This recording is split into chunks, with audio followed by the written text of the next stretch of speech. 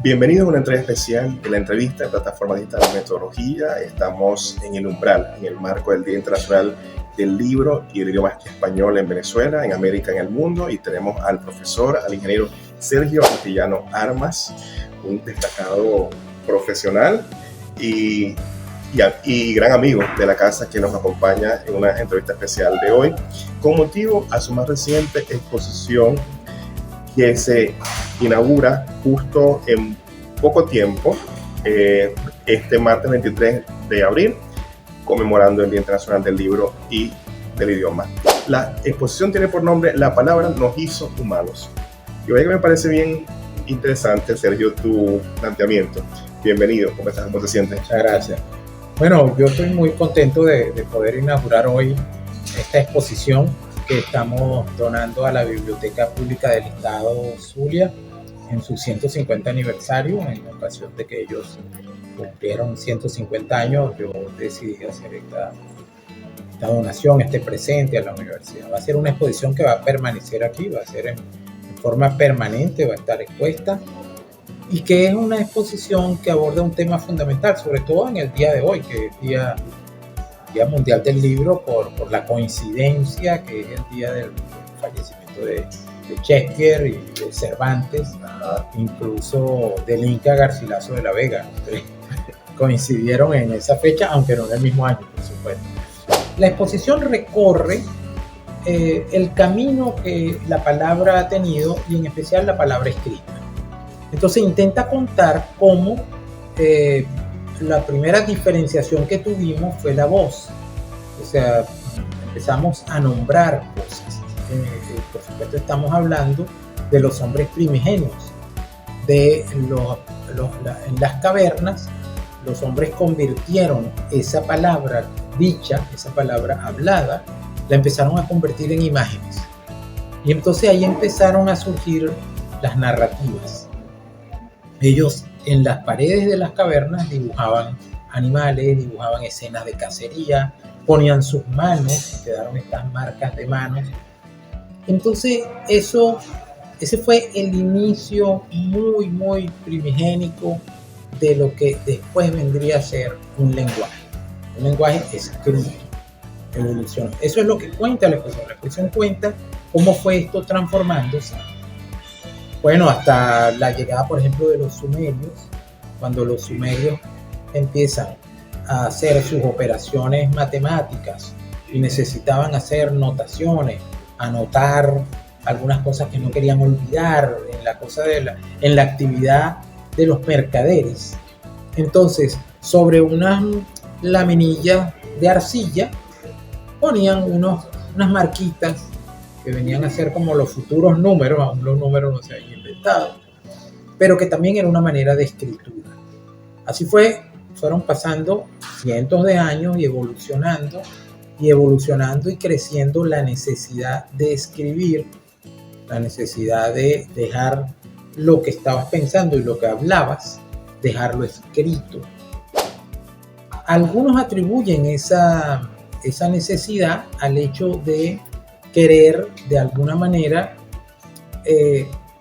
no era por una intención altruista, ¿no?, de dejar mis cuentos aquí, sino era por una intención práctica de comunicarse.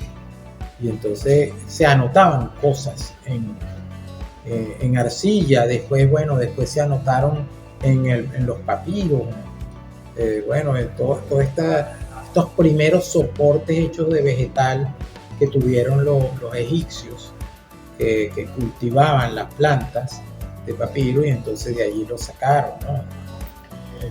Hicieron estas cosas pero la exposición recorre todo ese camino hasta llegar a lo que hoy utilizamos para escribir, que son los emojis en los celulares. Ajá, lo digital. Sí, lo digital. Y hemos vuelto de alguna manera al usar eso que la gente llama emojis, estos muñequitos y esta manito que te mandan para contestarte todo. Volvimos entonces a la imagen de las cavernas. En las cavernas todo era imágenes, no había palabras. Sí. Y ahora de alguna manera estamos incorporando imágenes a las palabras escritas. Esa es la historia. Sí. Sergio, me llama mucho la atención que eres profesional de la ingeniería.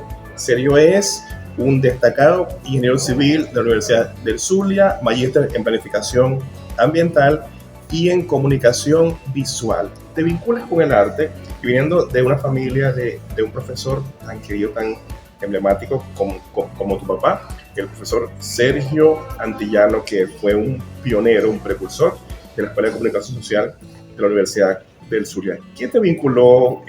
Porque sé que tienes varios hermanos que se vincularon más con la comunicación, tú más con este mundo más técnico, pero ¿qué te motivó a vincularte con el arte? Sí, bueno, yo tuve el privilegio, por decirlo de alguna manera, de nacer de una pareja que mi padre era crítico de arte. De hecho, era periodista, pero cubría el área cultural, el área del arte, era un intelectual. Y mamá era artista, era una artista plástica, Lourdes Armas.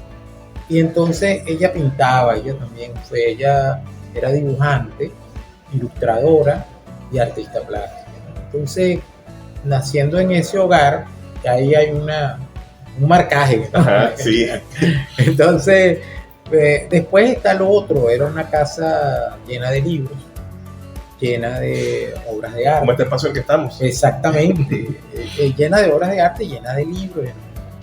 ¿Y qué es lo que ocurre cuando uno está en esas atmósferas tan privilegiadas, tan maravillosas, tan agradables? Que de alguna manera vas desarrollando una visión integral de lo que es el saber, el conocimiento y las sensibilidades necesarias para desarrollarlo. Entonces, esto que ahora la gente dice, bueno, que hoy en día está muy en boga el arte y la ciencia. Vivimos en una sociedad cada vez más científica, pero al mismo tiempo el arte y la ciencia siempre estuvieron unidos, sobre todo desde el Renacimiento. El arte y la ciencia estaban vinculados. De hecho, grandes artistas eran también a su vez investigadores científicos. El artista de alguna manera es siempre un investigador, claro, pero hoy en día es más claro esa mezcla de arte y ciencia, ¿no? Entonces, bueno, yo me formé en el rigor de la ingeniería, en la cosa de la matemática, pero como tenía esta vocación y esta tendencia hacia comunicar, creo que eso fue lo que me llevó a estudiar comunicación visual. Entonces la comunicación visual me ha ayudado con el conocimiento ingenieril, que de alguna manera te dota de unas ciertas metodologías de orden, de estructura, complementarlo con mi tercer área de interés, que es el ambiente, la ecología. Por eso estudié planificación ambiental y lo hice en el estado más ecológico, más conservacionista, más ambiental de los Estados Unidos, que es Oregon, un estado de una gran conciencia ecológica. Entonces, de alguna manera, he desarrollado durante mi actividad profesional las tres actividades, o sea, la actividad que tiene que ver con el ambiente, que tiene que ver con la comunicación y que tiene que ver también con la investigación en materia cultural. Vives entre Caracas y Maracaibo. Sí. ¿Cuál te gusta más? Te voy a poner ese compromiso de vincularse con la gran capital, pero también Maracaibo, que es una segunda capital. Claro. ¿Cómo son esos aportes, esa vinculación? Hice toda la primaria en Maracaibo, todo el bachillerato en el Liceo Pérez, la universidad en la Universidad del Zulia. Después trabajé aquí por un tiempo, trabajé en el ICLAN, el Instituto de Conservación del Lago, fundé allí el Centro de Documentación del Instituto del Lago y luego me fui a hacer posgrado. Hice posgrados en los Estados Unidos, regresé, estuve también en Maracaibo un rato y después me mudé a Caracas, comenzando los años 90. Me mudó a Caracas y de alguna manera siempre he estado yendo y viniendo, como tú dices, compartiendo espacio, ¿no? Bueno, fíjate, en estos días me enteraba que, por ejemplo, Humberto Fernández Morán, que está aumentado en los últimos tiempos, como es zuliano, vivió en el Zulia menos de 10 años, si sumas todos los pedacitos de su vida que los vivió acá, ¿no? O sea que yo me considero un zuliano, Desde ese punto de vista me considero incluso más zuliano que Fernández Morán, porque Fernández Morán prácticamente lo que hizo fue nacer acá, pero nunca estudió acá, nunca se formó, no estudió en la universidad, no estudió aquí el bachillerato, no hizo posgrados aquí, no hizo carrera aquí, aparte de un año que trabajó en el psiquiátrico, ¿no? Entonces yo me considero un zuliano y al mismo tiempo, aunque viva y tenga mi hogar en Caracas, siempre estoy muy vinculado a esta región. Sí. ¿Qué tiene Sergio de papá? Bueno, fíjate, mi padre nos enseñó muchísimas cosas. Él era siempre didáctico, siempre estaba tratando de formarnos, ¿no? Desarrolló, creo que en todos los hijos que tuvo, la visión crítica, el pensamiento crítico tan necesario para abrir nuevos caminos. Nos enseñó una cosa que después yo, vinculándome al mundo científico, la reafirmé, que es la duda, la necesidad de dudar, que también ustedes los periodistas están entrenados para eso. O sea, no te tragues lo que te digan, investiga, confirma, busca otras fuentes, indaga un poco hasta que encuentres la verdad. Por allí dicen que lo mejor es alejarse de la certeza para poder llegar a la verdad. Que si te cargas de certeza, la verdad nunca va a llegar a ti. Bueno, y Einstein dice que la duda es la base fundamental de la ciencia. De hecho, él dice, cuando haces un experimento, si estás muy seguro de cómo va a resultar el experimento, echaste a perder el experimento, porque estás induciendo a que termine como tú quieres que termine. Y si alguien trabaja con la duda en forma permanente, es la ciencia, para poder llegar a la certeza, a la verdad. Entonces, el conocimiento científico, como el conocimiento periodístico bien buscado, parte de la duda, de dudar. Yo creo que eso nos vino de papá. Desarrollaba el pensamiento crítico y la duda, ¿no? Y lo otro que también espero haber absorbido algo fue el interés, el amor y el respeto por las artes visuales, por los creadores, por la cultura en general y por las manifestaciones de la cultura que son las distintas artes. Papá la casa siempre estuvo llena de artistas, amigos de él, tenía un gran afecto, un gran respeto por los creadores. Él decía que si quieres saber cómo va a ser el futuro, ve los artistas. Él decía que los artistas tenían una sensibilidad especial para saber qué viene, qué nos depara el futuro. En sus obras están las claves, tanto de los artistas creadores, los artistas plásticos, como los escritores. Siempre saben lo que va a pasar. O sea, en las obras está el futuro. Bueno, si uno lee a George Orwell y lee 1984, bueno, se asemeja bastante a lo que nos ocurre. Y si ve las obras de arte de muchos artistas, ahí está el futuro. Sergio, has comentado algo interesante, ese contraste entre el conocimiento científico y el conocimiento periodístico, pero también me lleva a consultarte. Sabes que plataforma digital metodología es algo más que investigación. Claro. Claves, tips que te han servido para investigar en el arte o para el arte de investigar. Bueno, fíjate, yo que me dedico a lo que llaman curaduría, que es la investigación de un tema, indagándolo en su totalidad para tratar de contarlo, ¿no? De eso se trata la curaduría, ¿no? Sea de arte o sea temática, la curaduría es investigación. Te puedo decir que hay varias cosas, ¿no? Una primera es no entrar a la investigación con ideas preconcebidas, sino que la investigación te va a ir diciendo, establece, estudia el tema, indaga la fuente, ve rigurosamente avanzando, metiéndote cada vez más adentro y ella te va a ir diciendo cosas. No puedes entrar armado ya de unas conclusiones, ¿no? Lo otro es que es una cosa muy, pero muy, además placentera, es que lo veas desde distintos puntos de vista que no suelen verse, ¿no? Y ahorita, desde que empezó el pensamiento ecológico, la ecología es la ciencia más joven qué básicamente, cuál es la enseñanza básica de la ecología? Que todo está vinculado. Esa cosa que la gente la lleva a la expresión, bueno, cuando una mariposa aletea aquí, puede haber un huracán en China, ¿no? Que es un poco, bueno, una cosa muy sencillita de ponerlo sencillo. Pero lo que sí demostró la ecología es que absolutamente todo está vinculado. O sea, tanto biológicamente como culturalmente, ¿no? Entonces, no hay hechos aislados, ni hay fenómenos naturales aislados. Todo tiene una cadena de vínculos. Yo siempre asocio, cuando hago una investigación, intento que metodológicamente se parezca más a las estructuras que hacía esta gran artista llamada Gego, que existió en Venezuela.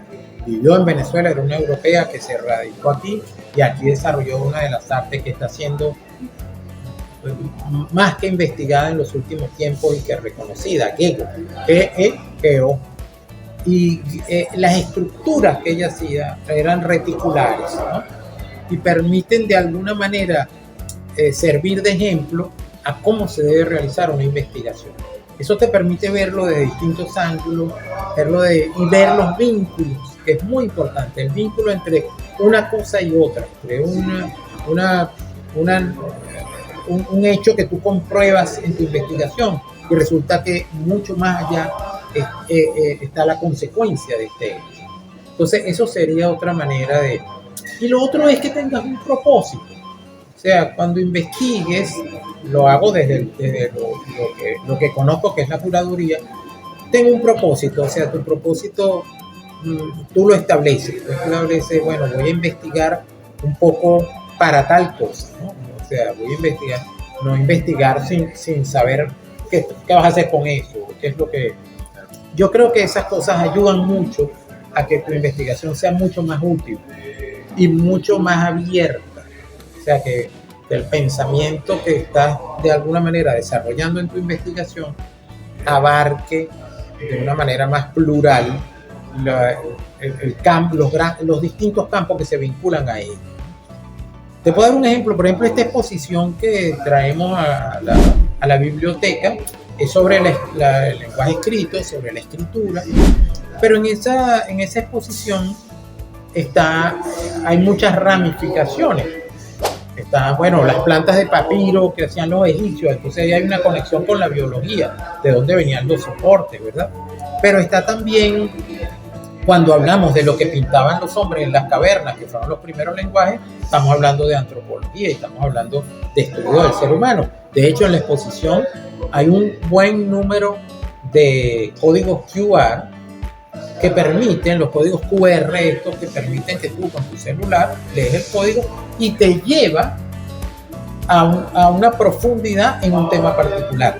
De la infinidad de temas que tiene la historia del lenguaje escrito, eso no es un tema únicamente para los filólogos, ¿verdad? Sino que es un tema que te lleva a la historia, que te lleva a la ciencia. Intentamos dar esa posibilidad al visitante de la exposición con los códigos, porque si no habría que hacer una sala de exposiciones inmensamente grande, ¿no? Entonces esa es otra manera, ¿ves? Que dejar abiertas estas puertas de lo que no pudiste ir más en profundidad, pero lo pones a disposición para que el usuario de la exposición transite ese camino maravilloso hacia lo desconocido. Entonces puedes hablar de la biblioteca de Alejandría, pero puedes hablar también de la planta de papiro y puedes hablar al mismo tiempo de los emojis y la tecnología digital o de la imprenta de Gutenberg. O sea, entonces tenemos ya esta invitación para la exposición en el marco de los 100 años de ciencia en Venezuela, ciencia, la búsqueda permanente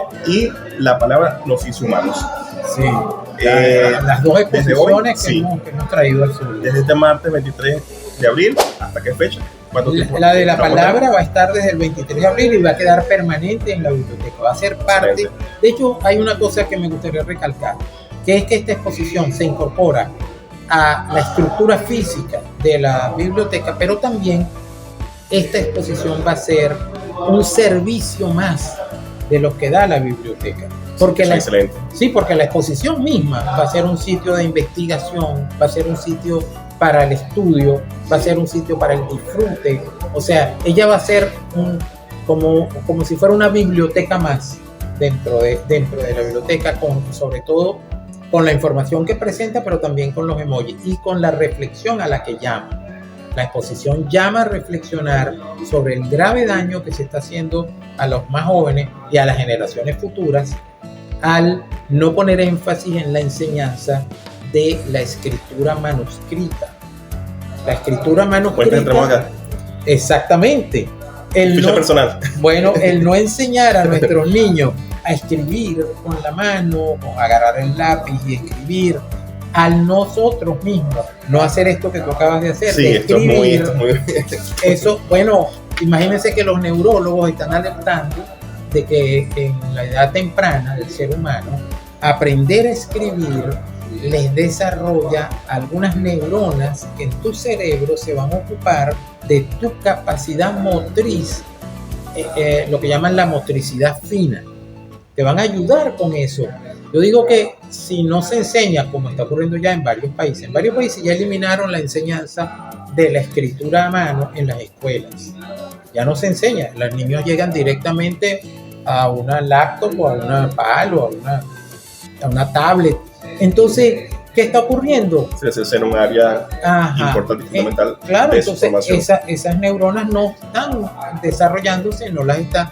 Esos van a ser adultos que no van a poder ni siquiera ensartar una aguja, porque han perdido la motricidad fina. Sí. Entonces los neurólogos en el mundo entero están alertando sobre eso y también lo están haciendo las psicopedagogas, las maestras, que están alertando sobre el grave daño que se hace a los niños al no enseñar, porque esos son los adultos del futuro. Claro. Entonces vamos a tener un futuro de gente inútil con las manos.